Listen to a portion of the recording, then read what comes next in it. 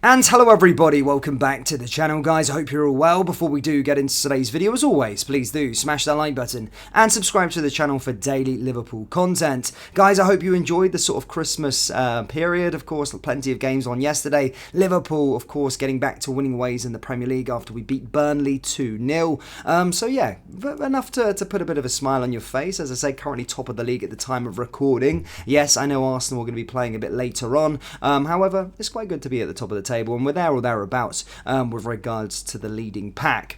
In today's video, guys, we have got a bit of transfer news for you, as official contact has been made with regards to a defender, so exciting stuff on that front. And of course, we'll just go through all the latest sort of Liverpool news from the last 24 hours whilst, discussing the game yesterday. Of course, Liverpool rocking up to Turf Moor, again another game that could have proved a bit difficult for us. Of course, it is Boxing Day. We have currently got injuries piling up at this moment in time. And as I stated, Turf Moor, I know they haven't really been doing that well so far this season. However, I have kind of diagnosed us as a side that do struggle against the sort of relegation dwindlers, the teams that like to play that sort of low block. However, look, again, Liverpool managed to get all 3 points in the match. Núñez scoring again, I think for the first time in 12 matches, which is, or for 12 Premier League matches, I'm not too sure the actual figure, maybe even 8. Again, I'm sorry, I didn't actually research that, but I've seen something similar with regards to it. I do think it's been quite a goal drought for Núñez, and hopefully this can act as a bit of a springboard for him now to make sure that he's scoring goals, especially with, of course, Mo Salah leaving in the new year to go to the African Cup of Nations. We need as much goals as certainly possible, because Mo Salah, as I said, being missing will be a big blow to our forward line.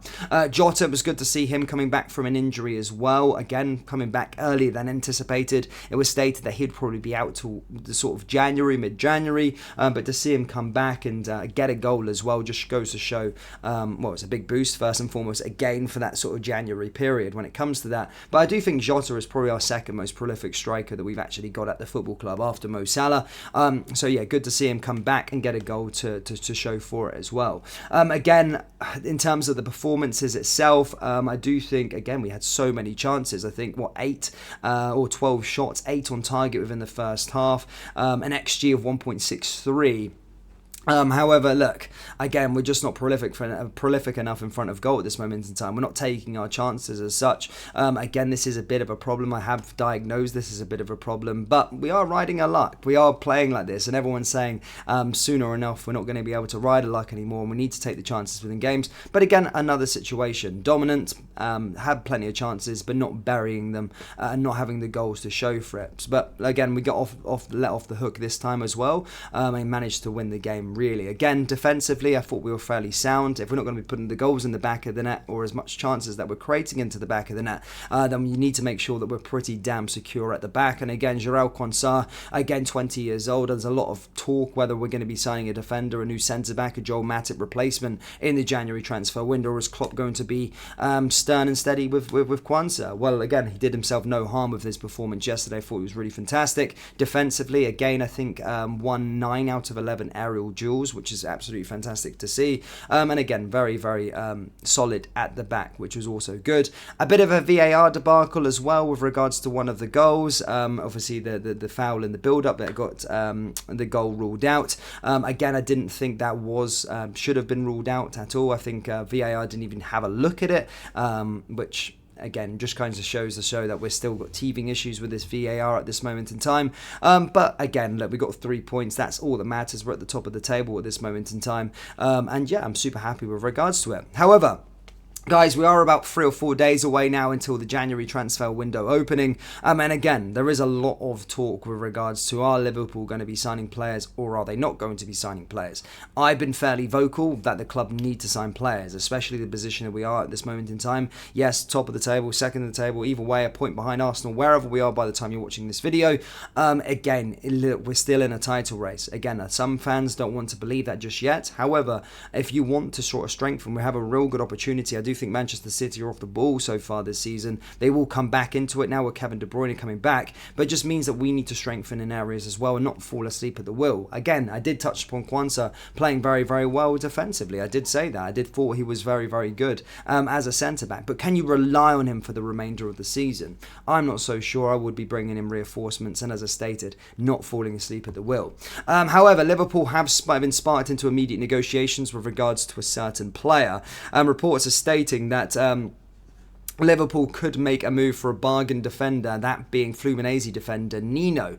According to multiple sources, especially out in Italy as well, the Reds have asked for information, have contacted Fluminense officially on the Brazilian defender in the last few hours, so the last sort of 12 hours, as they look to add their squad in the January transfer window. Nino is currently a wanted man, though, as the likes of Roma, Feyenoord, Nottingham Forest and Fulham have also been mentioned as potential suitors. The 26-year-old was close to moved to Zenit St. Petersburg last summer after the Russian outfit agreed to pay his release clause, but a late change of heart from the player meant that the transfer never came to fruition. In January, however, the situation could change as Nino will officially enter the last year of his contract, which expires at the end of 2024.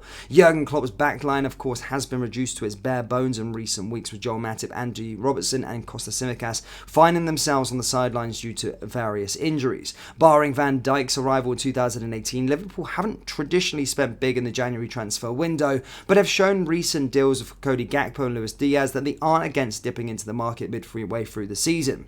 Nino has been capped once by Brazil and played a starring role for Fluminense on their way to the Copa Libertadores glory, so it remains to be seen if the Reds do step up their interest for him. However, one thing is for certain, they have entered in negotiations to try and feel out how much he would cost the club ahead of the January transfer window. So again, do I think he's going to be the main man in terms of the player to take us to the next level? Probably not, but in terms of Liverpool wanting to try and get another player, a quality defender in to help with the sort of injury crisis that's currently ongoing at the back at this moment in time, 7.5 million euros is an absolute no-brainer, and as I said, looks like a decent quality defender.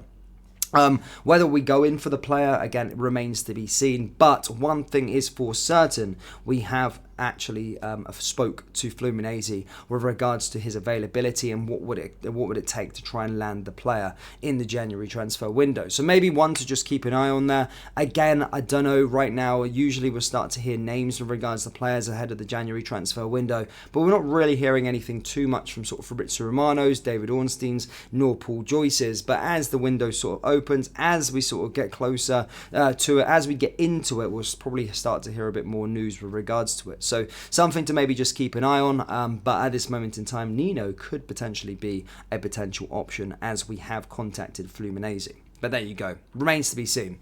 Liverpool fans, that's all I've got for you today. Do let me know your thoughts down there in the comment section below with regards to Nino. Let me know your thoughts on the performance against Burnley. And make sure you do hit the old like button, hit the subscribe button for daily Liverpool content. Also, we've got a January drop coming very, very soon with regards to merchandise, so keep your eyes peeled for that. See you later, guys. Thank you. Take care. Peace.